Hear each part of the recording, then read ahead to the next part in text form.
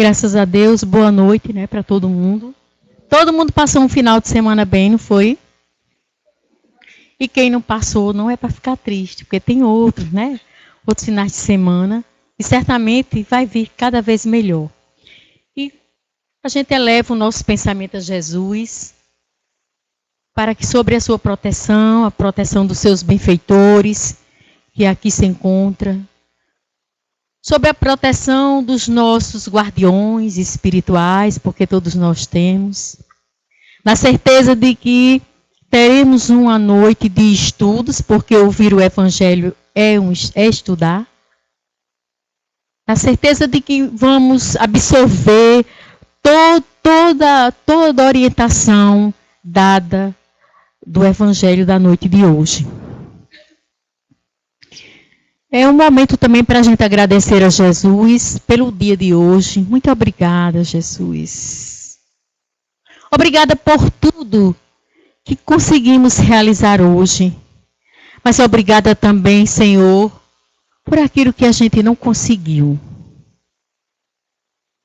Certamente, se fazia necessário que a gente não conseguisse hoje realizar aquilo que a gente tentou. Que possamos dizer a Deus obrigada pelas refeições que nós já fizemos hoje. Porque há tantos iguais a nós que não fizeram e vão depender do outro. Que possamos, com muito amor no nosso coração, agradecer a Deus pela nossa família. E que nesse momento a gente consiga trazer para cá os nossos familiares, através do magnetismo do nosso pensamento. Traga para cá, principalmente aquele familiar que você está triste com ele, ou não está concordando com alguma coisa que ele está fazendo. Enfim, traz para cá amorosamente. E aí a gente faz uma reflexão pela doutrina dos Espíritos, pelos ensinamentos da doutrina. A gente sabe que através do processo reencarnatório nós temos a oportunidade de nos encontrarmos com os afetos, mas graças a Deus, também com os desafetos. Tão bom é Jesus para nós. Que possamos também interceder pelas famílias do mundo inteiro. Que possamos interceder pelos nossos adolescentes, pelos jovens, que enveredaram nos vícios e que possamos interceder amorosamente. Que possamos pedir a Jesus que derrame sobre eles as suas bênçãos, que possa fortalecê-los, porque não é fácil. E aí a gente pede pelos jovens do mundo inteiro, mas em especial, Jesus, pelo jovem norte-riograndense, né? A gente sabe como se encontra a nossa cidade. A gente lá no nosso trabalho social, o Templo de Saber, sábado eu estava olhando assim um rapaz que tem lá e fiquei com meu coração muito dolorido. E naquele momento só poder dizer a ele algumas palavras e não ter o que fazer mais. Né? Então a gente precisa orar, interceder a Jesus por esses jovens. Que possamos também, com muita coragem, intercedermos a Jesus, esse mestre, amigo, irmão maior, por aqueles que se encontram hospitalizados nos hospitais do mundo inteiro. E, obviamente, como diz a doutrina, que a caridade começa em casa, pelos nossos irmãos que se encontram no Valfredo Gugel, no Giseu do Trigueiro, no Dioclésio Marques, no Maria Alice Fernandes, no João Machado, na Casa de Saúde Natal, e aí que a gente mande, gente, com o nosso coração cheio de amor. Porque a Casa de Saúde Natal, algumas alas do Hospital João Machado, os irmãos que se encontram na Casa de Saúde de Santa Maria, esses irmãos precisam e muito da nossa oração. Muito, muito. Esses hospitais, eles tratam dos irmãos que têm realmente alguma doença, Mas nós, os espíritas que estudamos, principalmente a apometria, aqui na nossa casa, que a gente estuda mesmo, a gente sabe, nos é dito pelos espíritos benfeitores, como o doutor Inácio Ferreira, doutor José Lacerda, a Maria Modesto Cravo, tem nos dado grandes informações a respeito dos hospitais psiquiátricos. O número de pessoas que estão lá sendo tratados como doentes mentais. E acreditem, eu fiquei impressionada com o número que eles falam, que 70% dessas pessoas, gente, é muita coisa. Que elas não têm doenças mentais. São doenças espirituais, é síndrome de ressonância de vidas passadas, de mediunidade reprimida e etc. E o processo obsessivo que a gente sabe que leva a isso, não é? Que possamos pedir por eles, pelos nossos irmãos e irmãs que se encontram na Liga, no Hospital Luiz Antônio, onde tiver uma dor, um sofrimento, que a nossa oração possa chegar até eles. Que possamos com o nosso coração cheio de amor interceder pelos nossos vovôs e vovós que habitam Leão, e hoje em especial por Dona Dagmar. Quem vem à nossa casa sabe como nós pedimos por Dona Dagmar, porque eu sei perfeitamente o que significa fazer um trabalho desse. E Dona Dagmar está hospitalizada, e a gente precisa cada vez mais interceder a Jesus, ao nosso querido amigo, irmão, o nosso amado Adolfo Bezerra de Menezes, que ele derrame suas bênçãos, e eu tenho certeza que ele já está fazendo isso, sobre Dona Dagmar. Porque o trabalho que ela faz com aqueles idosos é maravilhoso. O carinho que ela trata aquelas pessoas, meu Deus. Então a nossa oração por Dona Dagmar e por todos os vovôs e vovós que habitam o Leão, todos os vovôs e vovós que habitam o Jumino Barreto, pelos vovôs e vovós que habitam o lar do ancião evangélico, pelos vovôs e vovós, Jesus, que habitam o lar São Vicente de Paula, em Ceará-Mirim, e pelas nossas queridas, amadas vovó, do lar da vovozinha. Eu não sei começar a reunião se assim não fizer. Que possamos juntos interceder amorosamente por aqueles que se encontram encarcerados nas cadeias do mundo inteiro. Ah, mas será que... Não, o que ele fez não nos interessa. Peçamos por eles, amorosamente. E aí que a gente também tenha coragem de fazer agora uma análise interior aqui. Qual a cadeia que está lhe prendendo hoje? Qual a cadeia que me prende hoje? Às vezes nós estamos livres, mas estamos presos. Não é? É a cadeia do ciúme, da intolerância, do julgamento, né? Do egoísmo. E a gente precisa interceder a Jesus por eles, mas também lembrar que muitas vezes nós estamos soltinhos e presos, que possamos interceder por eles, pelos nossos irmãos das 3 unidades de Seduc de Natal. São 4, mas uma está fechada. Tá? Por todos eles. Pelas crianças que se encontram órfãs de pais vivos, a nossa oração. E pelos pais que se encontram órfãos de filhos vivos. Peçamos a Jesus amorosamente que a nossa reunião da noite de hoje possa ser repleta de paz, de luz. Que possamos, em nome dele, absorver tudo que o nosso querido amigo, irmão Antônio Siqueira, traz para nós. Tenho certeza que da melhor forma.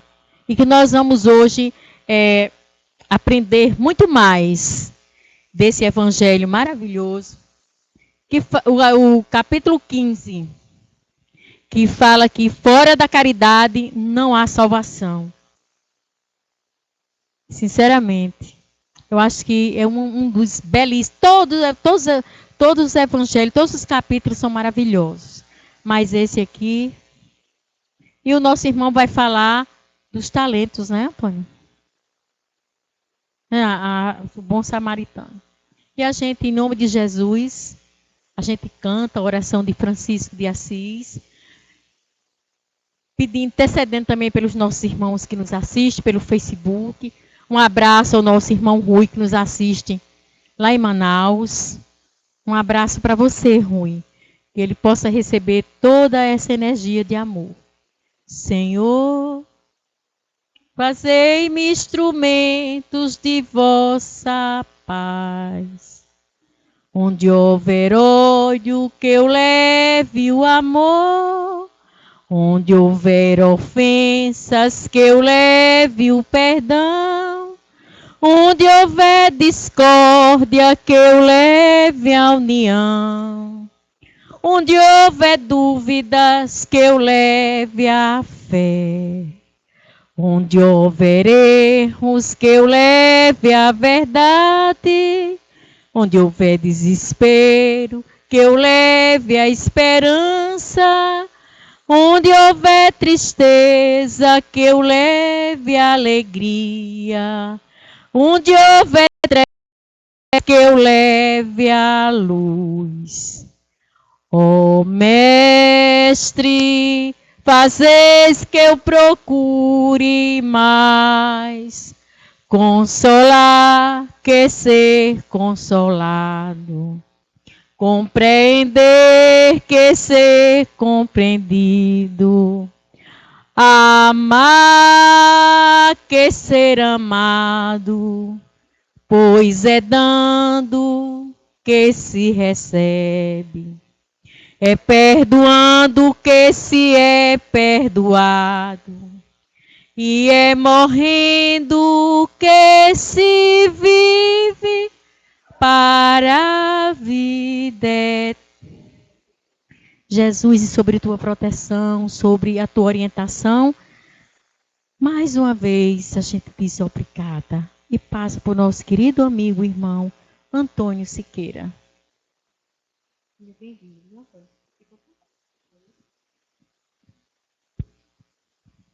Estimados irmãos e irmãs, muito boa noite. Que a paz do Mestre Jesus possa estar e permanecer no coração de cada um de nós. Está chegando aí? Tá?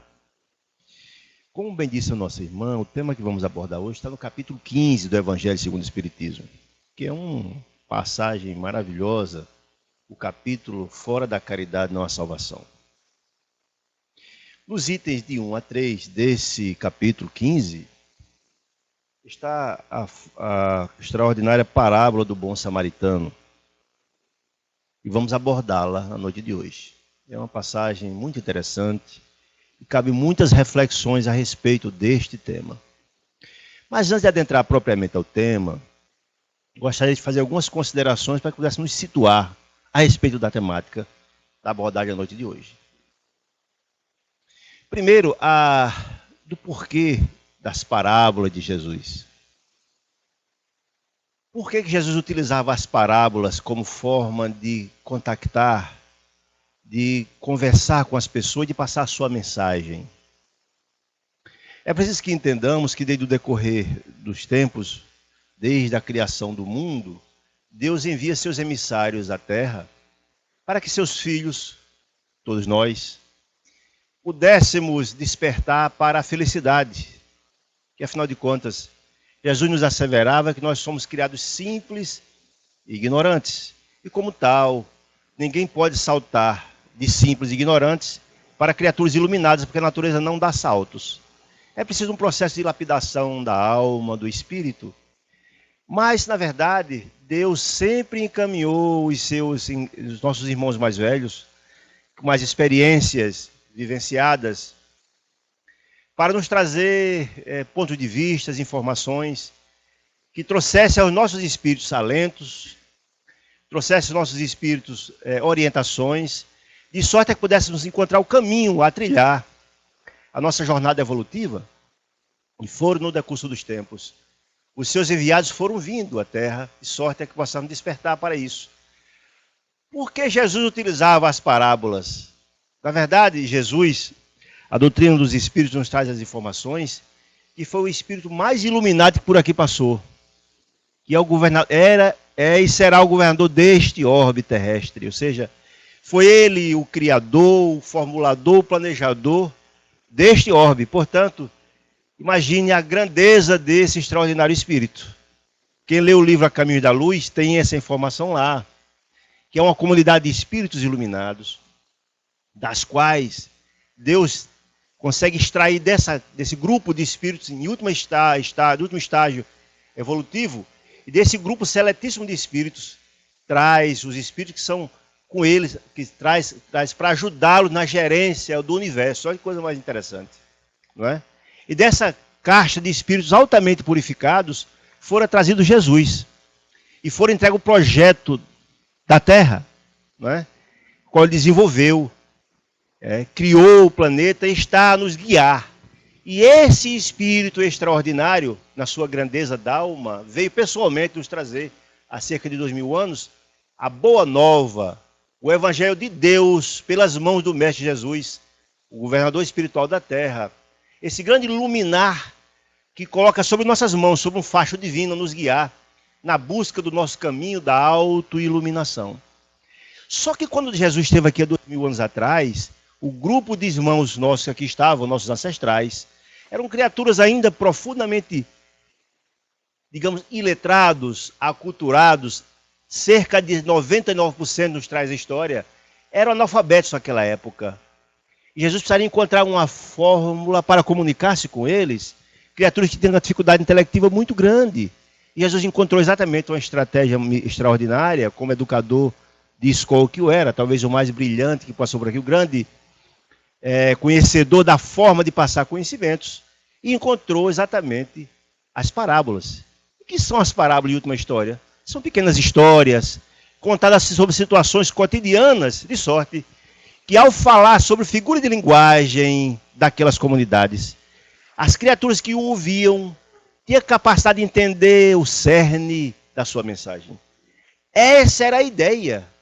Quando eu falo figura de linguagem, Jesus tinha uma didática muito apropriada, ele não falava coisas que as pessoas não entendiam. Falava, por exemplo, sobre a questão da porta estreita e a porta larga. Ora, boa parte das criaturas a qual Jesus se direcionava eram pastores, pescadores, camponeses, falando de uma porta larga, que era a porta da perdição, que todos passavam fácil, e da porta estreita, que uns tinham que fazer grandes esforços para transpô-la. Naturalmente as pessoas sabiam de que Jesus estava falando. Então era Jesus utilizava destas fórmulas. Quando falava, por exemplo, da parábola do semeador. O semeador é quem planta, quem semeia a terra. E o semeador saiu a semear, jogar a sua semente no terreno pedregoso, o pássaro do céu veio e comeu. Jogou a terra no local que tinha pouca terra, que tinha os espinhos do céu, os espinhos sufocaram aquela planta. E enfim, caiu na boa terra, rendeu 30, 60 e 100 por um.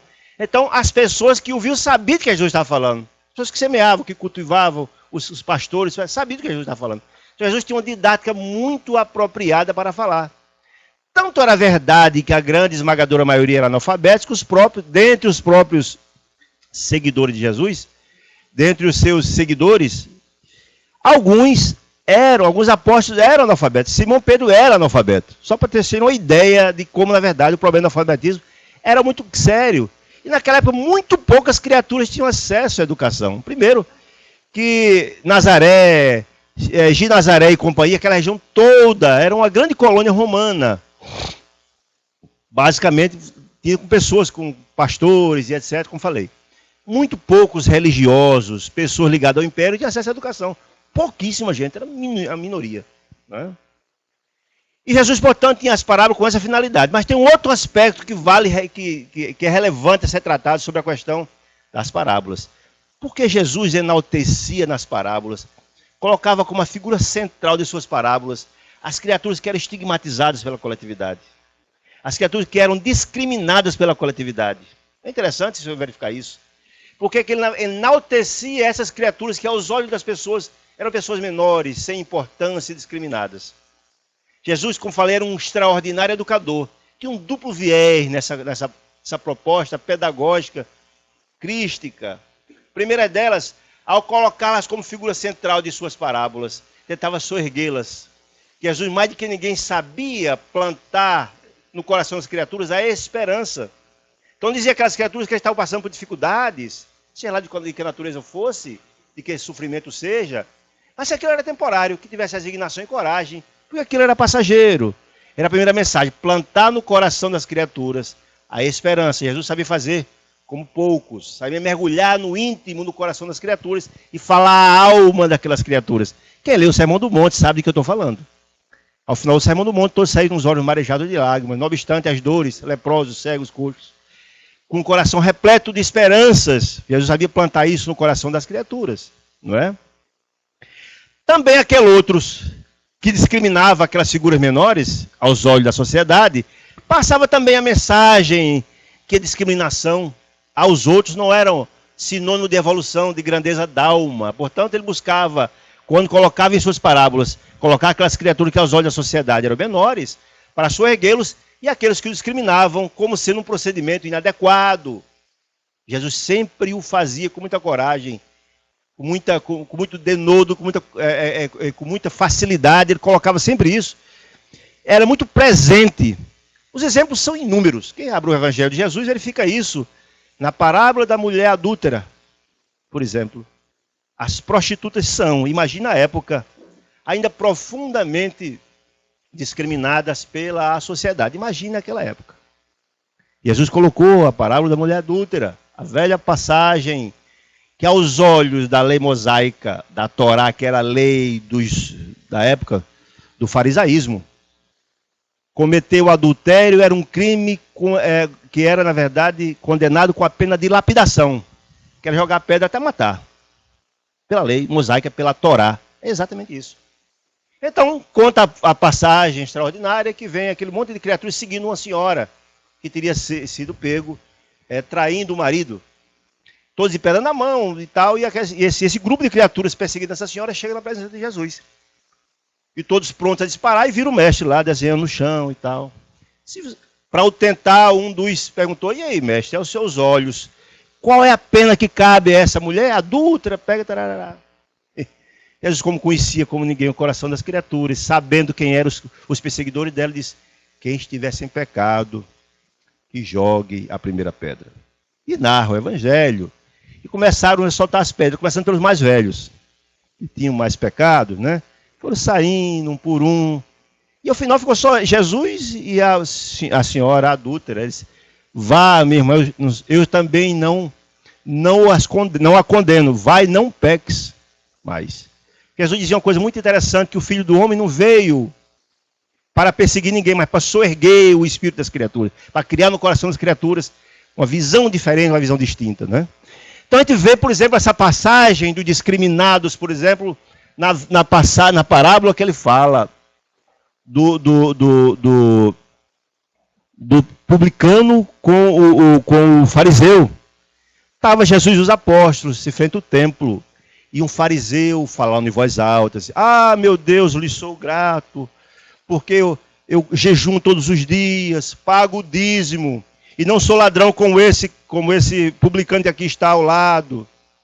Publicano só ouvindo, não dizia uma palavra, muita humildade, só de olhos cabisbaixos, com tanta humildade que sequer levantava os olhos para os céus. Nós só lembramos que a figura do publicano era aquele cobrador de impostos. Ninguém gosta de pagar imposto hoje, imagina naquela época. Pagar imposto ao império que dominava os judeus. E naquela época havia uma peculiaridade, porque além de você ter que pagar os impostos a Roma, o cobrador de imposto, que era o publicano, muitas das vezes cobrava além do que deveria. E Roma fazia olhos... fazia que não sabia dessa história, porque naquela época andar com grande soma de recursos, a possibilidade de ser morto ou assaltado, hoje imagina naquela época, né? E Roma fazia que não sabia dessa história. Portanto, os publicanos eram vistos como homens de má vida, como ladrões, em outras palavras. E Jesus utiliza exatamente como a figura central a figura do publicano. Aí Jesus, vendo essa explanação do fariseu, falando em voz alta, que não era como ele, se sentindo orgulhoso, mas importante, Jesus diz, olhando para o publicano, esse possivelmente voltará para casa hoje mais justificado do que aquele outro, orgulhoso, se achando superior aos demais. Então, nas suas parábolas, tem inúmeras passagens que Jesus enaltece as figuras que eram discriminadas à época, numa visão muito clara que quem está passando pelas dificuldades, mas que tem a grandeza do arrependimento e da compreensão nova, pode ascender Porque as criaturas, como dizia, nascem simples e ignorantes, mas para passo, se esforçar, crescerão. Nós somos um projeto de Deus para a felicidade, porque Jesus assevera isso, dizendo que somos a imagem e semelhança de Deus. Portanto, nós temos em nosso DNA, o DNA divino está em nossa constituição genética. Estamos fadados ao desenvolvimento, ao crescimento espiritual. Como chegaremos lá? Uns antes, outros depois, dependendo das voltas que queremos dar, dos desvios que vamos tomar, podemos tomar a estrada iluminada. Essa é a grande questão. Mas todos nós estamos fadados ao crescimento, a transformarmos-nos em criatura, o sal da terra, como dizia Jesus. Nós somos a imagem e semelhança do Criador. E o Criador quer o melhor para os seus filhos. Portanto, sempre encaminha os seus mensageiros de sorte a abrir os nossos corações para encontrar o caminho do processo de redenção espiritual. Com essas observações, vamos começar a tratar especificamente da parábola do bom samaritano. Fiz esse arrudeio para vocês entenderem mais ou menos em que circunstâncias Jesus proferiu essa extraordinária parábola. Por que o samaritano era também uma criatura discriminada aos olhos dos judeus? Essa é uma observação interessante, antes que se converse sobre essa questão. Bom, narra-nos a história que 700 anos antes de Jesus vir ao planeta de encarnar por aqui, houve uma grande cisão entre as 12 tribos de Israel. Eram 12 tribos, povos irmãos. Mas que a partir de uma grande cisão, 2 tribos ficaram ao sul, a tribo de Judá e uma outra, agora esqueci o nome, mas a tribo de Judá e uma outra, lembro muito bem, daí o nome judeu, de Judá. E as 10 últimas tribos ficaram ao norte. Nas tribos 2 ficaram ao sul, tendo como capital Jerusalém. E nas 10 tribos ao norte, ficaram as outras 10 tribos, tendo como capital a Samaria. E esses povos, que eram inicialmente irmãos, passaram a ser inimigos fidagais. Porque tem eles a interpretação distinta dos tabernáculos, das leis, da Torá, enfim. Porque havia uma grande discussão sobre a interpretação. E havia uma diferenciação entre eles. Os judeus ortodoxos tinham uma visão muito mais rígida. E achavam que os samaritanos eram criaturas desqualificadas, porque não pensavam igual a eles. Eram criaturas heréticas, ou seja, aos olhos deles eram criaturas menores, inferiores. Portanto, passaram a ser inimigos por questões, não precisam ser povos irmãos, por ter visões distintas a respeito da Torá, da lei mosaica e etc, etc. Essa é a grande questão. Tanto isso é verdade, que à época era muito comum que judeus que fossem à terra dos samaritanos eram mortos, machucados, sofriam e tal. O reverso era verdadeiro. Os samaritanos que se aventuravam na terra dos judeus também sofriam perseguições, mortes, e etc, e etc e tal. Portanto, eram povos inimigos. Tanto é verdade essa questão, porque a Páscoa para os judeus é uma data sagrada. Sempre todo homem aos costumes dos judeus deve comparecer a Jerusalém na Páscoa, se puder. Mas, na verdade, os samaritanos, como não vão às terras dos judeus, criaram na Samaria um templo específico para ir na Páscoa, porque eles não vão em Jerusalém, que é a capital dos judeus. Só para você ter uma ideia como a situação é complexa. Não é? Muito bem. Portanto, à época, na última Páscoa de Jesus, porque depois da Páscoa ele foi crucificado, numa reunião de Jesus com seus apóstolos, particularizou-os que iria a Jerusalém na Páscoa. Até aí nenhuma novidade, porque todos os homens judeus iriam à Páscoa a Jerusalém. A novidade da história é que Jesus particularizou aos seus discípulos que iria a Jerusalém, mas passaria pela Samaria. Todos ficaram boquiabertos. Primeiro que Jesus e os apóstolos eram judeus, e na Samaria era uma temeridade. Segundo, ir para Jerusalém pela Samaria quase duplicaria o trajeto. Naquela época as peregrinações eram feitas a pé, no deserto, sofríveis, dificuldades imensas. E todos ficaram perplexos com a ideia de Jesus de ir à Páscoa em Jerusalém pela Samaria. Mas Jesus estabeleceu que iria. Tudo bem. Um grupo de apóstolos, tendo à frente João Evangelista, João Batista, mestre, já que o senhor quer ir efetivamente para Samaria, vamos mandar um grupo à frente para tentar encontrar um local para o senhor, para a comitiva se abrigar, porque a caminhada é muito longa, dias e noites no deserto, sem lugar para descansar, para repousar, para tomar água, se alimentar, enfim. E assim foi. Esse grupo com João Batista, com João Evangelista. João foi e voltou desapontado, porque ninguém na Samaria quis dar abrigo a Jesus e sua comitiva, não por ser Jesus, mas por serem judeus. E olha que isso é tão interessante, que na época negar abrigo a um peregrino era algo absolutamente ofensivo, porque era da cultura deles. Havia inclusive uma crença de que as pessoas que negavam o peregrino o abrigo, caía o fogo do céu e dizimava a família. Só para você ter uma ideia como uma coisa era grave naquela época. Era uma crença que existia à época. Mesmo assim, a questão do ódio entre eles, samaritanos e judeus, era mais forte. Porque negaram o abrigo a Jesus e sua comitiva. Olha que coisa complicada. Preferiu o fogo. Imagine que coisa complicada. Bom, Jesus não se abalou. Certamente já sabia, né? Não se abalou. Sem problema algum. Jesus empreendeu a grande empreitada, caminhada, noite e dia, sem mantimentos, com pouca água, porque para levar a pé um monte de mantimentos era uma dificuldade. E na hora de noite de caminhada e muita luta, chegou extremamente fatigado com seu grupo a Jerusalém para a Páscoa. E ao chegar a Jerusalém para a Páscoa, fora abordado por um doutor da lei para tentar. E aí cabe um parênteses nessa história toda. Por que os doutores da lei queriam tentar, testar, colocar Jesus em bancarrota, em desgraça, diante do povo judeu? Havia, naquela época, a promessa, a certeza de que Deus mandaria um seu enviado, né? Mandaria um Messias para salvar o povo judeu da égide do Império Romano. Por que havia essa certeza?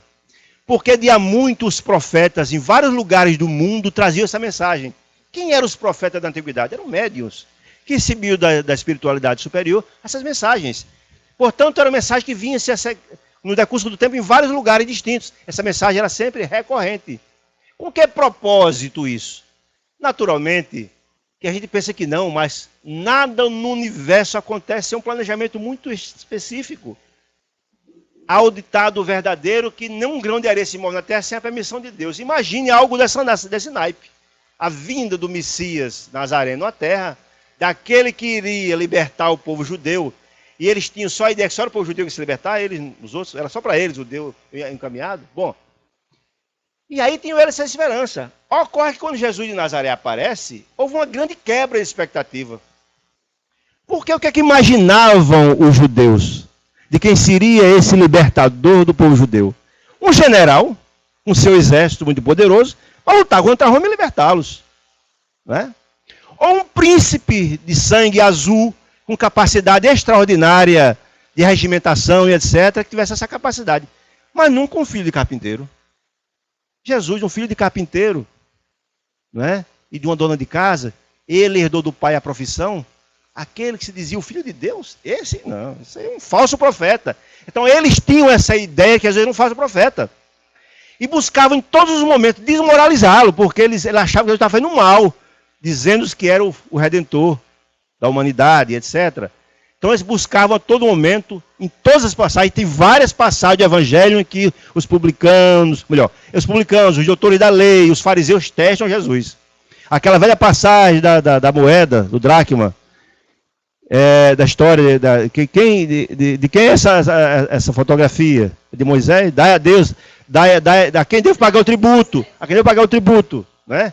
É um fariseu. Então são inúmeras as possibilidades, as passagens em que essa questão é colocada, dos fariseus testando Jesus para tentar desmascará-lo de que efetivamente não era ele o portador da mensagem divinal, aquele que traria à humanidade a grande mensagem de renovação do homem e do coração das criaturas. Então essa passagem ela é muito significativa, não só por essa questão, mas vamos enaltecer aquilo que a nossa irmã tanto falou aqui no começo, da necessidade da caridade como sendo o grande veículo transformador do coração dos homens, o único que Jesus estabelece, capaz de nos levar aos píncaros da evolução espiritual. O único, não tem outro caminho que não seja a caridade. Está dito por Jesus, por Kardec, por Paulo, o apóstolo e tantos outros. Vamos começar a falar agora um pouquinho sobre isso.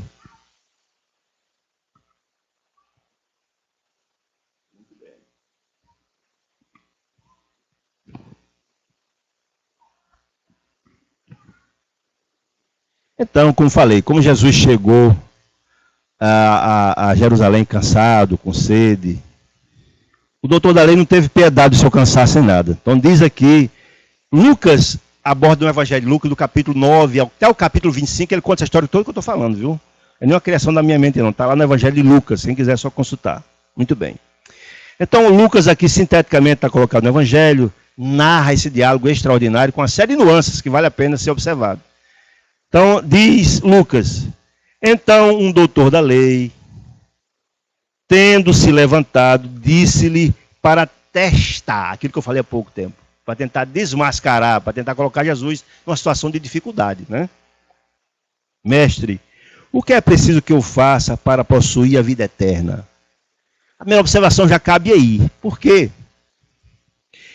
Sob a ótica da mensagem da Torá, da lei do Pentateuco mosaico, ter a vida eterna pressupõe que você seja uma pessoa justa. Ou seja, o que devo fazer, em outras palavras, senhor, mestre, para que eu seja considerado como um justo? Essa foi a pergunta capciosa feita pelo doutor da lei, né? E aí também ainda cabe outra questão interessante. Jesus então lhe respondeu, o que é que está escrito na lei?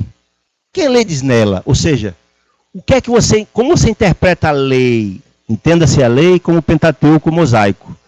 Porque era lei entre eles. Entenda o que quer dizer. Na verdade, a lei religiosa era a lei material.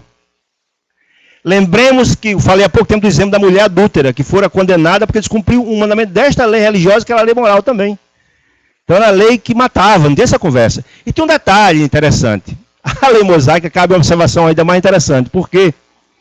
Todos nós sabemos que Moisés recebeu no Monte Sinai os famosos 10 mandamentos, que era uma lei divina, encaminhada pela espiritualidade superior, que ele foi o portador desta mensagem, dentro daquela estratégia que falei há pouco, de que Deus sempre caminha os seus guias à humanidade, as orientações, para o despertar do coração dos homens, em todos os tempos.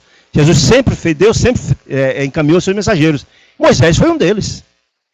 Só que Moisés, a época que Moisés recebeu os 10 mandamentos no Monte Sinai, a gama, a massa de criaturas eram profundamente incultas, como falei, embrutecidas.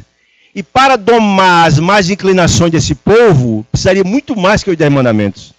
Então Moisés era um grande legislador, um grande líder, e colocou uma série de leis humanas e deu ela o condão divinal. Ou seja, criou um aporte normativo grandioso, tinha mais de 600 artigos, mais de 600 normas, 600 mandamentos para ser considerado um homem justo, um homem temente, entre aspas, a Deus, tinha que cumprir tudo aquilo.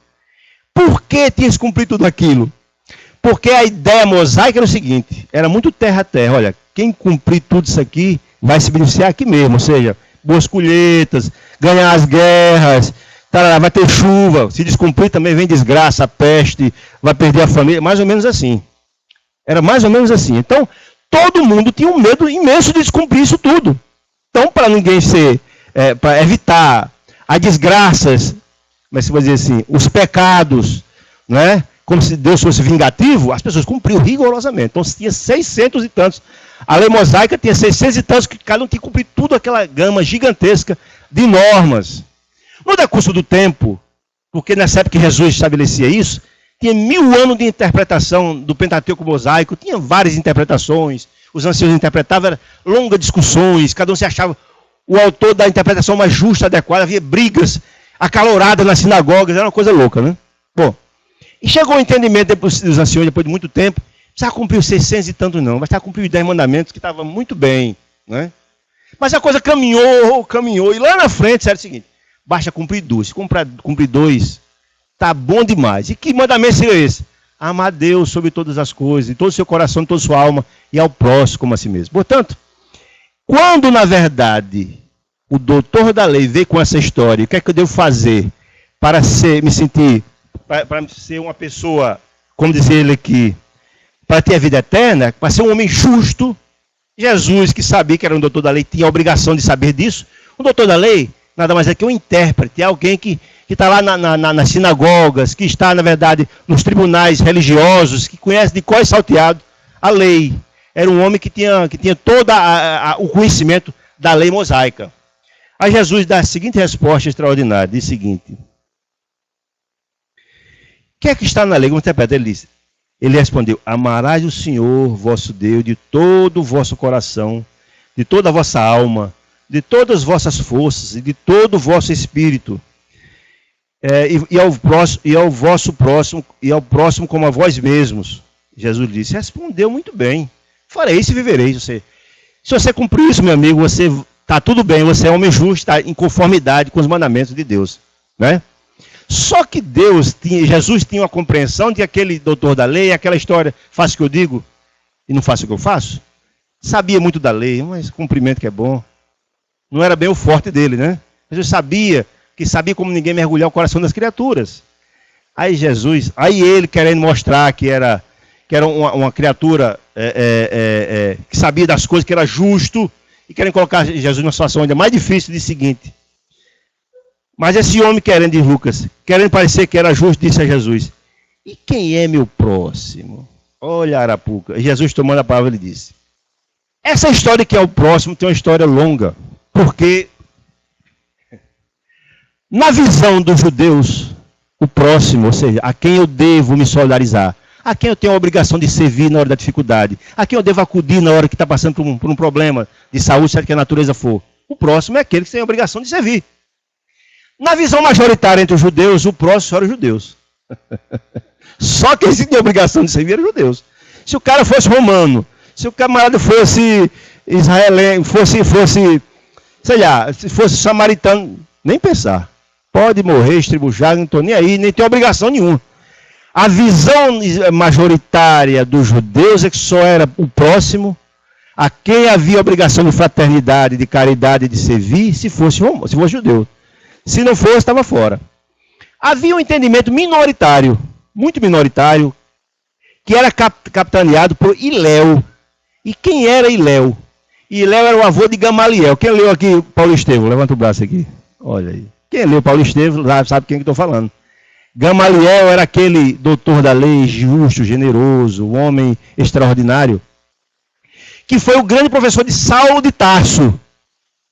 E que Saulo de Tarso, quando ele se aposentou, ocupou o lugar dele no Sinédrio. Estão lembrados dessa história? E ele, de tão generoso que era, e ouvindo falar da mensagem augusta de Jesus, foi meditar no deserto e passou a entender com profundidade e até o fim de sua vida, seguindo os pressupostos do ensinamento do mestre de Nazareno. Muito bem. Portanto, Hilel era o avô dele. E a ideia capitaneada por Hilel, de que o próximo só era judeu. Porque dizia eles que os grandes patrícios, patriarcas de então, lá do começo do povo judeu, quando recebia as grandes comitivas vindo de todos os lugares daquelas regiões, recebiam-os como irmão. Portanto, se recebia como irmão, não podia o próximo ser só judeu. Então, essa visão era defendida por Hilel, mas era minoritária. Com essa pergunta, o doutor da lei queria colocar Jesus numa situação difícil.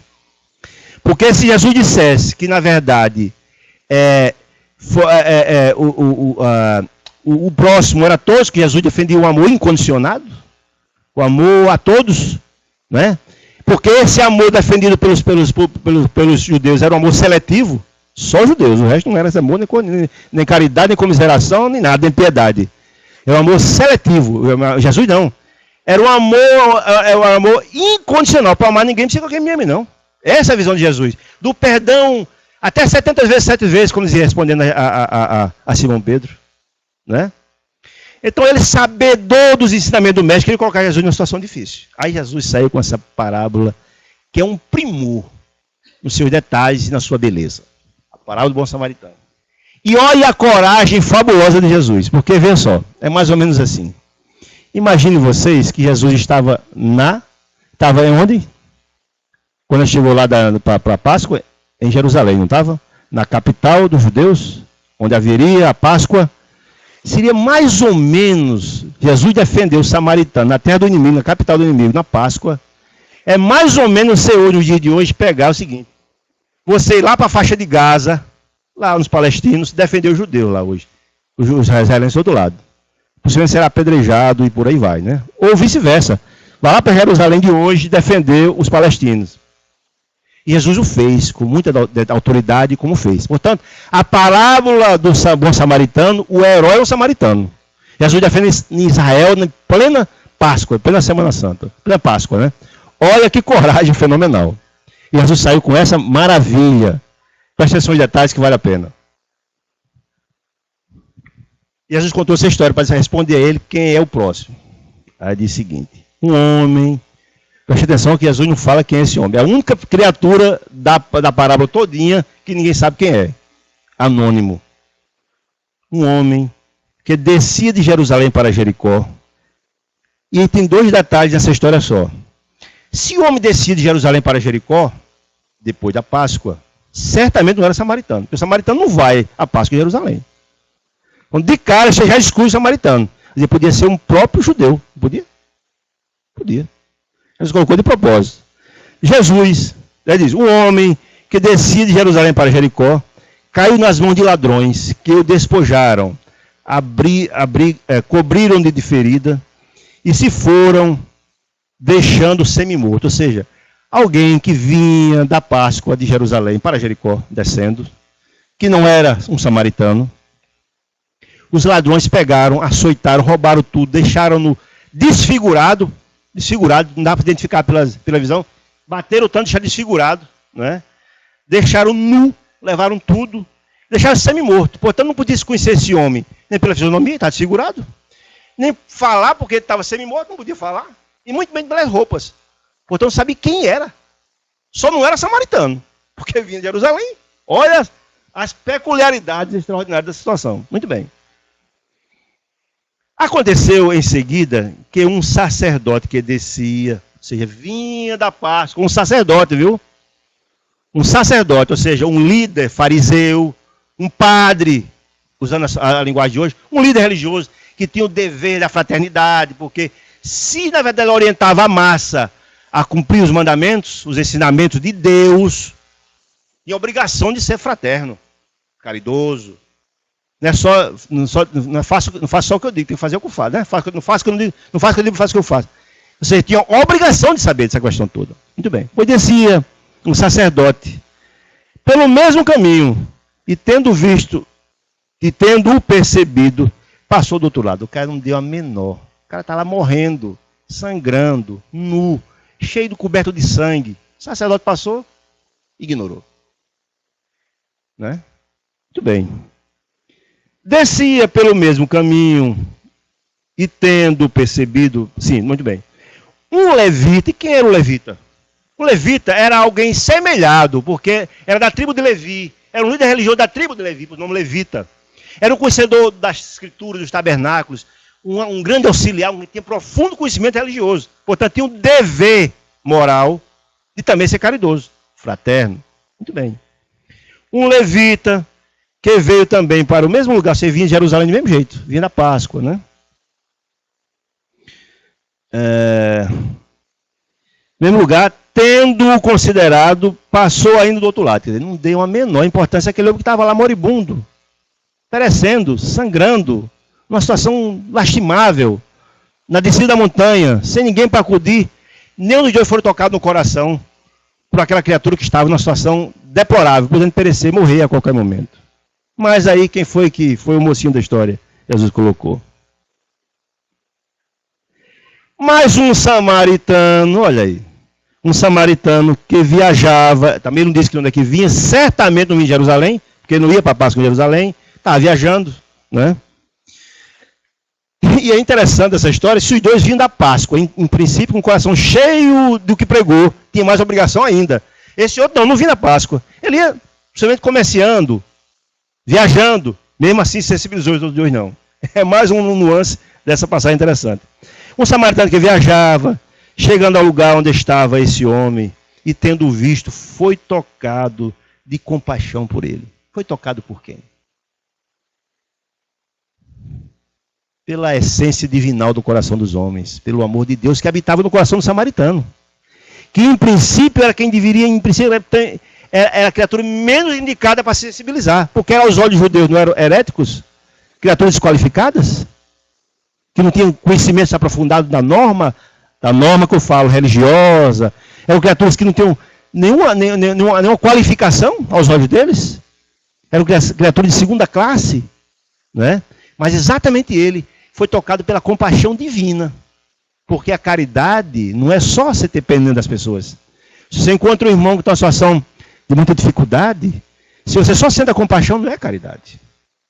A caridade só ocorre quando você sente a compaixão e seu coração emite um comando para você tomar uma ação para minorar, atenuar e cessar a dor alheia. Aí é caridade.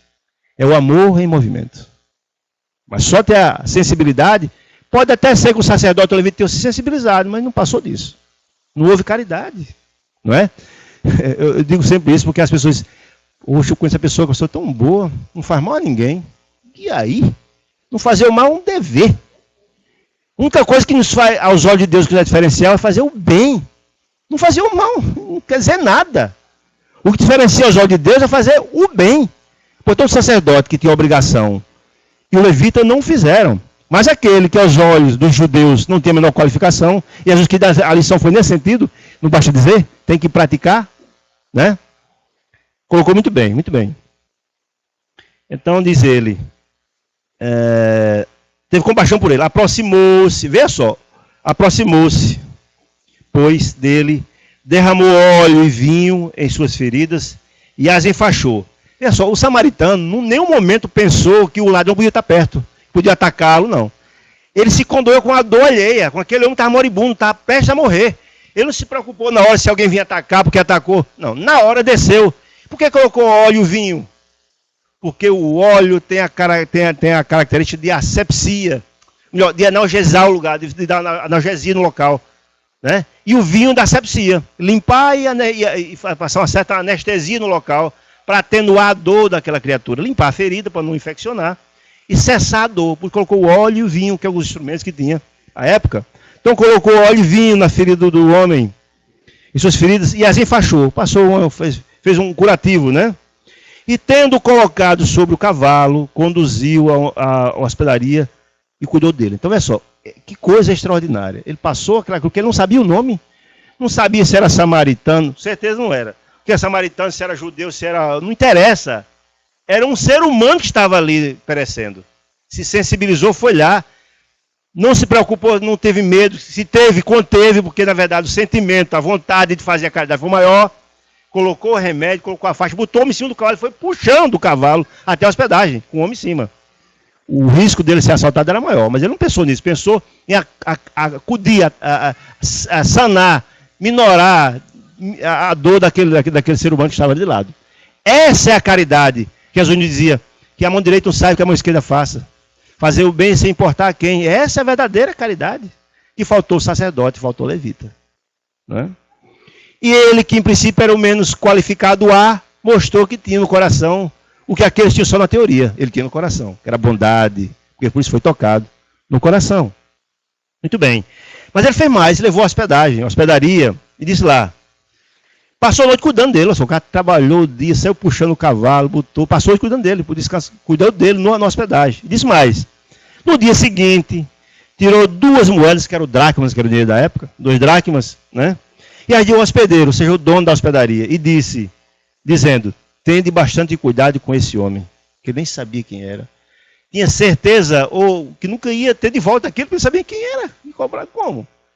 Essa é a verdadeira caridade, é fazer o bem sem importar quem. Quando você imagina que vai ter alguma recompensa de volta material, não é caridade. Se você quer trocar alguém, um favor para receber depois, não é caridade.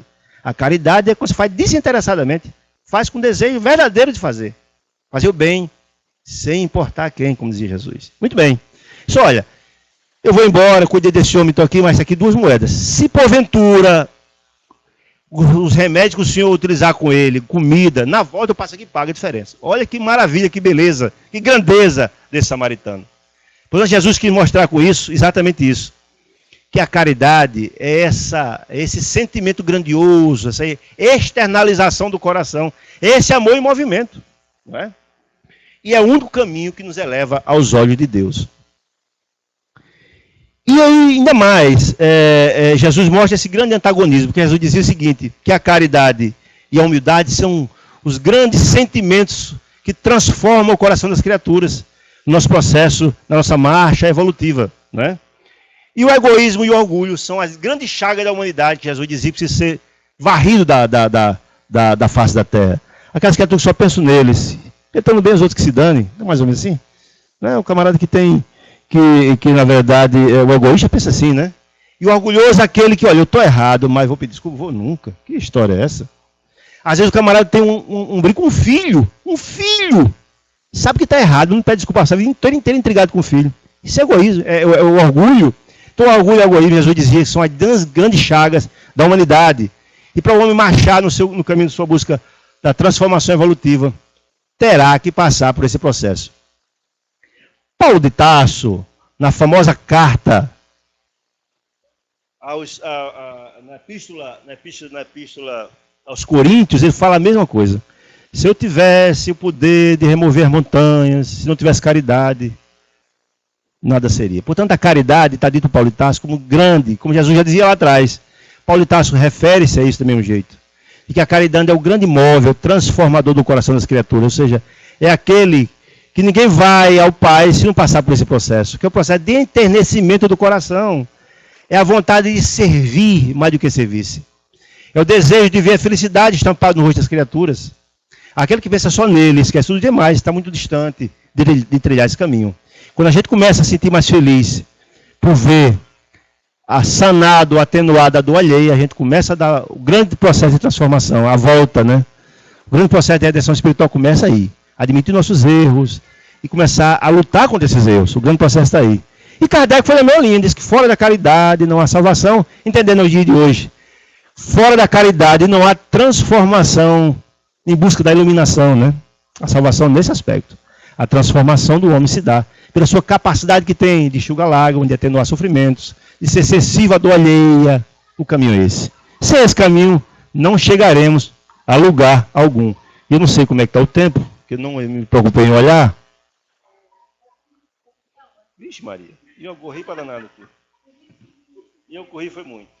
Mas eu queria mais deixar aberto o debate, que é um tema muito interessante. Eu acho que é muito interessante. Eu recebi um e-mail outro dia, que para mim enaltece exatamente essa figura estabelecida da caridade. Recebi um e-mail com fotografias, etc., narrando que uma moça chamada Jennifer Foster, numa noite muito fria de Nova York, estava passando na Quinta Avenida, e viu um velhinho, um senhor, sentado na calçada. Vem tudo isso nas fotografias do e-mail. E era uma noite muito gélida. A Quinta Avenida estava coberta de neve. E aquele senhor tremia de frio, um senhor na certa idade. E ele estava sem agasalhos, com os pés descalços, tremia de frio. Está numa situação que possivelmente pereceria naquela noite se não tivesse um socorro. Porque estava descalço, sem meia, sem sapato, tremendo de frio.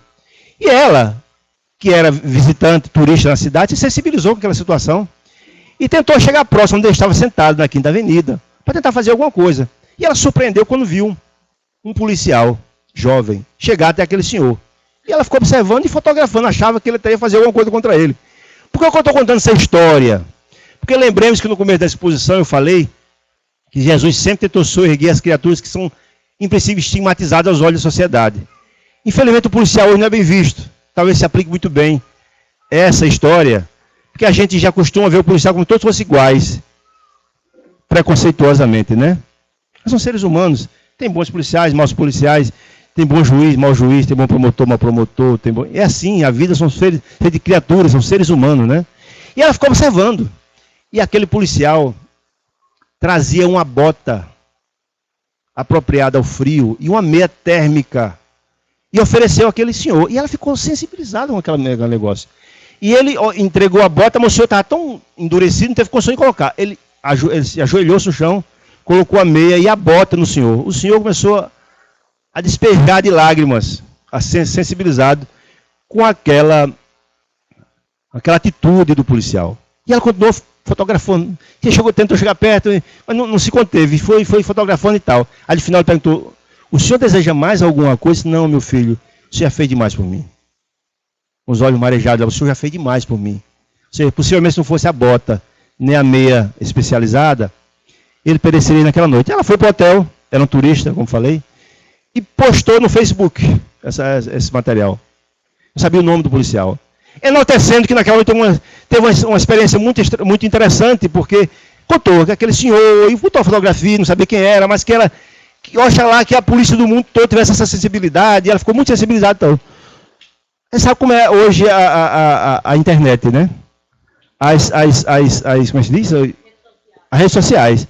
A coisa se espalhou de uma rapidez impressionante. E no dia seguinte, quando o policial Larry de Primo chegou no quartel, foi ovacionado pelos policiais. Que ele fez anonimamente, fez a caridade, fez o bem sem importar quem. E foi ovacionado pelos colegas, e foi chamado na direção da polícia.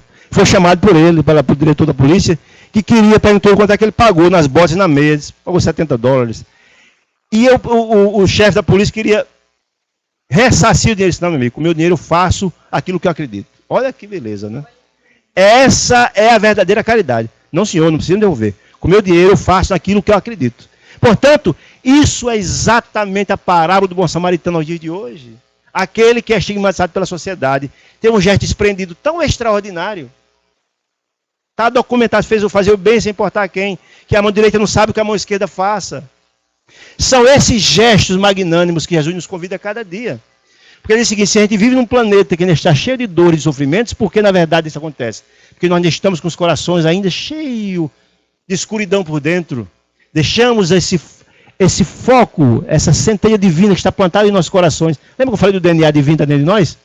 Esse DNA só vai florescer em nossos corações a partir do momento que temos a capacidade de exercitar a bondade, a transformação. Nós só vamos vencer as nuvens escuras que estão em nossos corações ainda, fazer essa nuvenzinha dispersar, se o nosso sol interior eclodir. E só eclodirá a partir do momento que preparemos o terreno para essa semente divina florescer. Essa semente divina só florescerá se tivermos a capacidade de fazermos o bem sem importar quem. Dioturnamente temos N oportunidades de fazer isso. Que a gente acha que fazer o bem é só sair doando pão por aí e tal. Também é. Às vezes é até menos caridosa do que uma série de outras questões. Se você é profissional, à noite, ao invés de estar descansando, ou joga aquela partida de futebol, que também é importante de vez em quando, não estou dizendo que não é. Mas se você, essa hora que seria o lazer, a tomar cervejinha e outras questões, dedique essa hora no trabalho do bem. É enfermeiro? Vá assistir a quem estava na esquina. Vá fazer uma palestra na escola sobre drogadição. Essa é a cara. Vá visitar um hospital. A quem está precisando. Não estamos necessitados de ouvir uma palavra amiga, uma vovozinha, que precisa ser adotada. Porque às vezes essas vovós são muito mais carentes que as crianças. O depoimento que você chega no hospital de idosos, no local de idosos, no orfanato, que você conversa com aquelas criaturas que estão numa profunda carência afetiva, que as pessoas acham que os velhos são restos de criaturas que devem jogar no canto, de preferência no quarto pior da casa para morrer. Gente, a gente vai envelhecer do mesmo jeito. Será que a gente quer ser tratado assim quando a gente envelhecer? Não é? Mas a gente colhe. Se não plantar a boa semente, como diz lá a palavra do semeador, não vai acontecer a mesma coisa, porque às vezes a gente reclama de Deus. Ah, mas Deus, tanto sofrimento, não é? Tanta agonia, são dificuldades, são doenças e etc, etc, e reclama de Deus. Como se Deus quisesse o nosso mal. Deus não quer o nosso mal. Nunca. Deus é o nosso Pai, misericordioso e bom. Na questão número 1 do livro dos Espíritos diz isso. Quem é Deus? Quem é Deus? De todas as coisas. Causa primeiro de todas as coisas, não é? Inteligência suprema causa primeiro de todas as coisas. Portanto, dizendo que Deus é todo poder e bondade. Se ele é todo poder e bondade, vai querer o mal aos seus filhos? Não. Só que, na verdade, às vezes não compreende as facetas do amor, às vezes. Porque a gente entende que amor é ser... Amar é fazer tudo que o outro quer, o que o filho quer. Será que está amando o filho fazendo tudo que o filho quer? Não. A gente tem que fazer, a gente tem que dar aos filhos as respostas condizentes com a necessidade de educá-lo. Porque às vezes se o filho, de tudo que o filho quer, a gente está deseducando, porque no dia que ele tiver que enfrentar o mundo real, e o mundo for diferente daquele que a gente apresentou, ele vai sofrer muito. Então, amor é exatamente fazer aquilo que não é o que eles querem, mas o que precisa ser feito. Então, Deus, como Pai misericordioso e bom, nos dá as provações que necessitamos para que, a partir delas, a gente enxergue as adversidades, né? Porque tem aquele velho dito popular, a dor ensina a gemer, é fato. Às vezes a dor precisa visitar os nossos corações para despertar, que eu chamo de janelas perceptivas. Às vezes só sabe valorar determinadas coisas quando perde. Passe um dia preso para você saber o valor da liberdade. Passe um dia doente no hospital para saber o valor da saúde. Passe um dia longe do seu papai, da sua mamãe, da sua companheira, do seu filho para saber o que é a perda. Às vezes só sabe valorizar a saúde quando a gente comete uma loucura bem grande, passando 10 dias doente. Vou começar a ver diferente. Porque foi visitado pela dor, sofreu.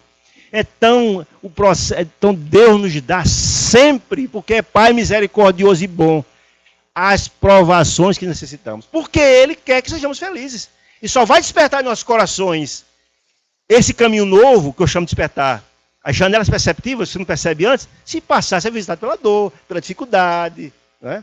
É isso que a gente tem que entender. Então as facetas do amor são aí. E você vê uma pessoa como Chico Xavier, ter enzima, ter angina, glaucoma. Como uma criatura daquela faz parte do processo evolutivo dele. Entende? A gente não entende como é que uma situação dessa acontece. Mas aí fizemos pulmonar. Mas reclamava? Não. Não reclamava. Lembro que tem uma passagem interessante que uma vez foi a Zé Rigó, fazia cirurgia e tal. E Zé Rigó quis fazer a cirurgia do glaucoma dele. Não, faz parte do meu processo. Se eu atenuar agora, eu vou voltar lá na frente. Ele sabia muito bem dessa situação. O problema não é passar pela adversidade, é enfrentar com resignação e coragem para vencê-las. Então essa é a grande diferença. Quando você encontra uma criatura cheia de problemas de saúde, reclamando, sabe-se que aquilo, na verdade, não foi um pedido dele. Foi uma provação colocada para que ele despertasse isso. Eu digo isso porque, visitando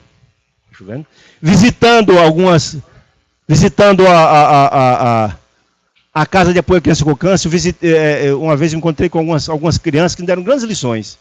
Tinha um menino, já falei a história aqui de Gesiel. É fato, era um menininho que tinha 16 anos.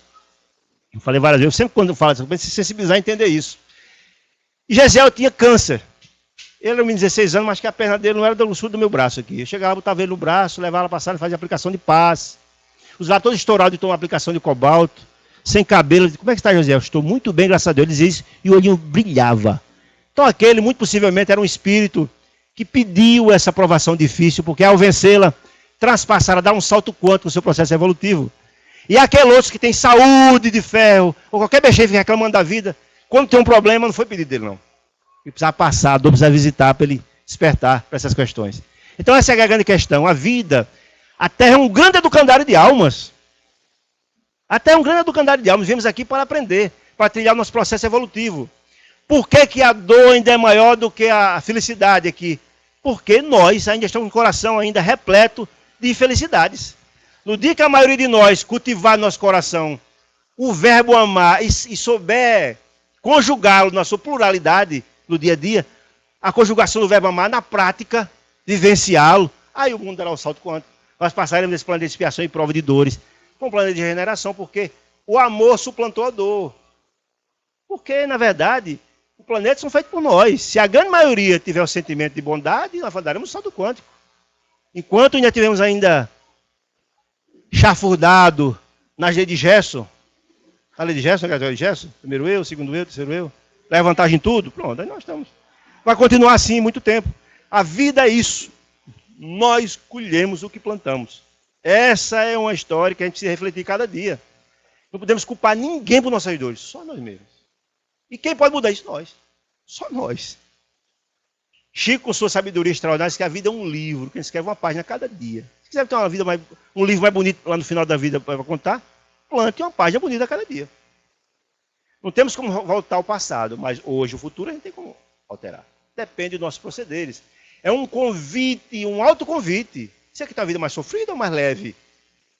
Na hora que a gente tem a compreensão de que a vida é esse processo de transformação e queremos seguir o caminho reto, a gente começa a ver a mudança acontecer na nossa vida, no dia a dia. Encarar com uma resignação, com mais coragem, a companhia dos bons pensamentos. Essas coisas vão acontecendo quando você vai vivenciando isso. O reverso também é verdadeiro. Você começa a ter sentimentos e práticas ruins, as coisas começam a degringolar. É, exatamente. Porque você está impregnado com essas sensações, porque nós somos um grande imã. Eu sempre digo isso, nós somos um grande imã. Né? Um grande imã. E a gente atrai aquilo que está na nossa faixa vibratória. Se eu, na verdade, vibro aqui de uma beleza, um sentimento de bondade, de grandeza, de caridade, de fraternidade, Vou atrair para o meu derredor as entidades que pensam, agem, vivem essa mesma faixa, essa mesma energia. É essa a atração. Eu sempre conto um exemplo muito singelo para essa exemplificação.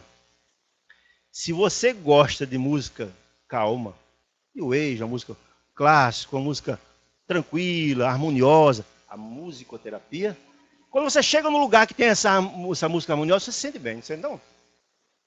Mas se você é assim, e chega num lugar que tem só de rock pauleira, aquela confusão toda, você já se sente, poxa, você sente um choque. É exatamente o que acontece na nossa vida. Se a gente tem o nosso coração envolto em sentimentos, em ações de grandeza, de fraternidade, de grandeza da alma, você vai atrair as entidades que estão nessa faixa. Seu rádio vai sintonizar esse grupo. A sua faixa é só atraída para isso aqui. E o contrário é verdade, o reverso é verdade. Se você só pensa em coisas negativas, sentimentos infelizes, você vai atrair a turma comparsa para junto com você praticar essas questões. Por isso você sabe as obsessões.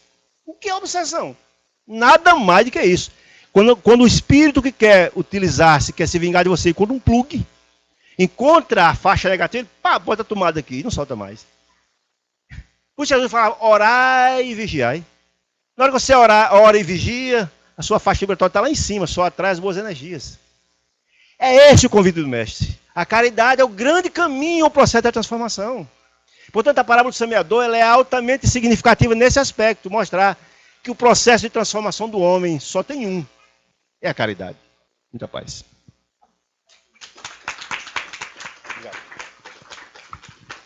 Obrigada. Nós que dizemos, né, gente?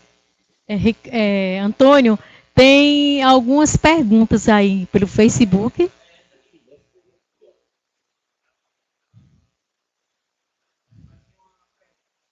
Sim, o Antônio.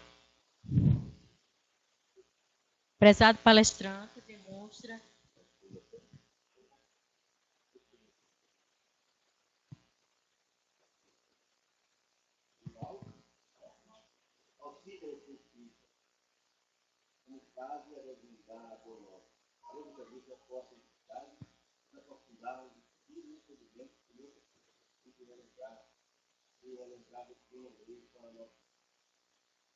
Como é o nome dele?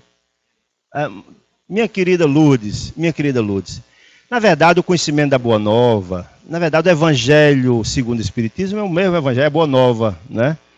Na verdade, o Evangelho é um só. Mais importante do que termos conhecimento do Evangelho é vivenciar o Evangelho. Nós terminamos de falar agora sobre a parábola do bom samaritano. Lembremos que o sacerdote e o levita tinham um profundo conhecimento, mas não os praticava. O samaritano, que era aquela criatura que, aos olhos dos judeus, não tinha a menor qualificação, era uma criatura herege, era aquela criatura que desqualificada, mas tinha um coração cheio de fraternidade, cheio de amor, cheio de caridade. Portanto, o caminho estabelecido por Jesus, por Paulo de Tarso, por Kardec, é fora da caridade, não é salvação. Portanto, enche o seu coração de amor, que é a luz que encaminhará, que encaminhar você e a todos nós em caminho da felicidade verdadeira. E vocês querem fazer alguma pergunta, o Antônio? Fiquem todos assim à vontade. E aí, Renato? Não? E aí, vocês? Vocês querem fazer alguma pergunta, o Antônio? Hein? Quer? Silêncio. Então todo mundo entendeu tudo? Ninguém quer fazer nenhuma pergunta para o Antônio? Oi. Todinha falando no amor. O amor é tudo. E ele tem que começar dentro da nossa casa. Ela está dizendo que você... Amor e movimento é mesmo.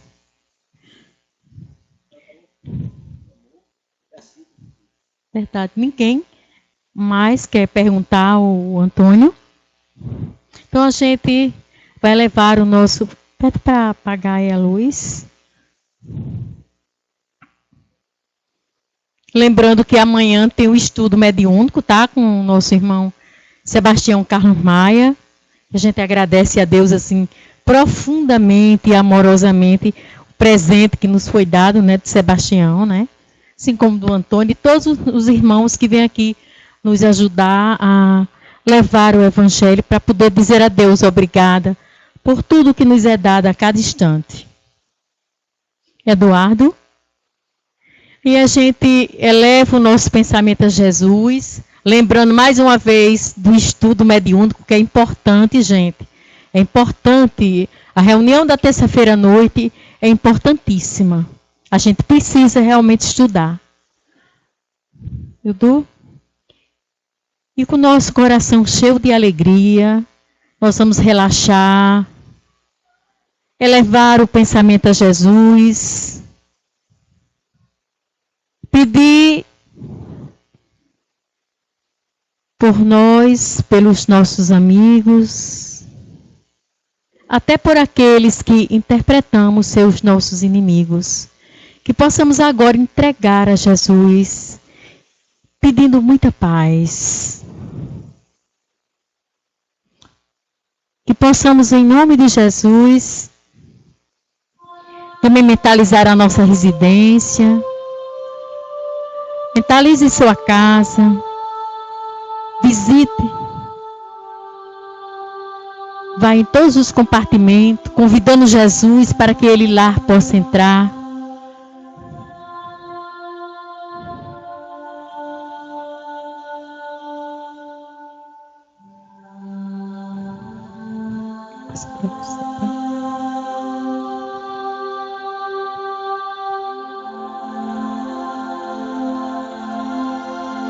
Vamos nos concentrar, nos interiorizar no nosso pensamento.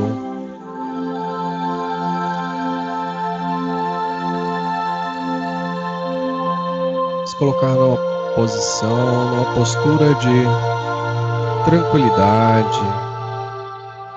Vamos aliviar os nossos corações. Vamos permitir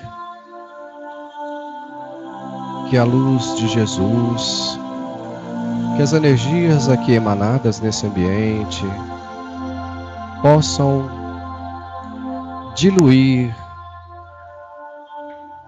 qualquer energia negativa, qualquer desarmonia que possa existir nos nossos sentimentos, nos nossos corações. Que possamos soltar emocionalmente, liberar emocionalmente qualquer coisa ou qualquer sentimento de angústia, qualquer sentimento de inquietação. Vamos tirar de nós, da nossa mente, do nosso sentimento, da nossa esfera de energia, limpando a nossa aura de qualquer sentimento que nos inquiete.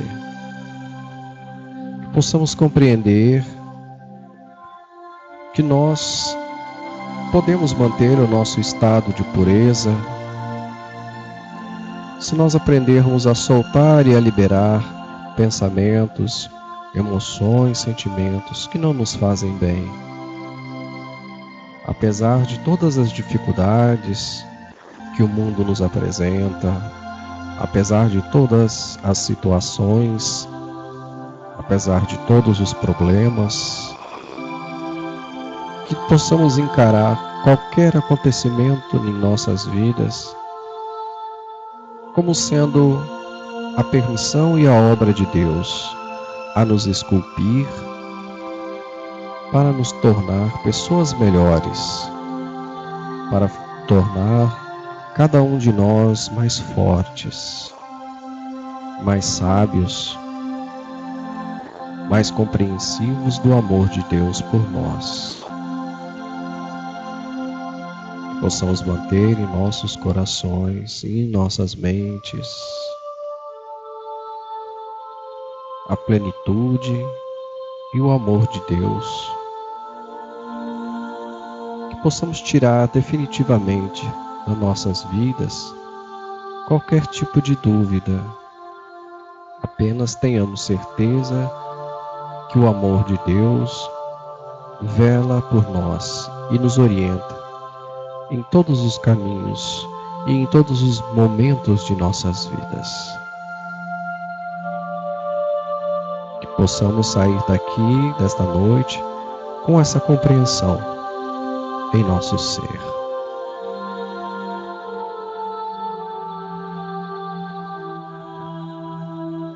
Pai nosso que estais nos céus, santificado seja o vosso nome. Venha a nós o vosso reino. Seja feita a vossa vontade, assim na terra como nos céus. O pão nosso de cada dia nos dai hoje. Perdoai as nossas ofensas, assim como nós perdoamos a quem nos tem ofendido. E não nos deixeis cair em tentações, e livrai-nos do mal. Assim seja. Oramos também a Maria, Maria de Nazaré, que possa estar conosco no trajeto, velando por nós, nossa caminhada, nossa chegada até em casa. Ave Maria, cheia de graça, o Senhor é convosco. Bendita sois vós entre as mulheres, bendito é o fruto do vosso ventre, Jesus. Santa Maria, Mãe de Jesus, rogai por nós, pecadores, agora e na hora da nossa passagem para a vida espiritual. Encerramos então a reunião da noite de hoje, esperando que todos possam voltar para suas casas, seus lares.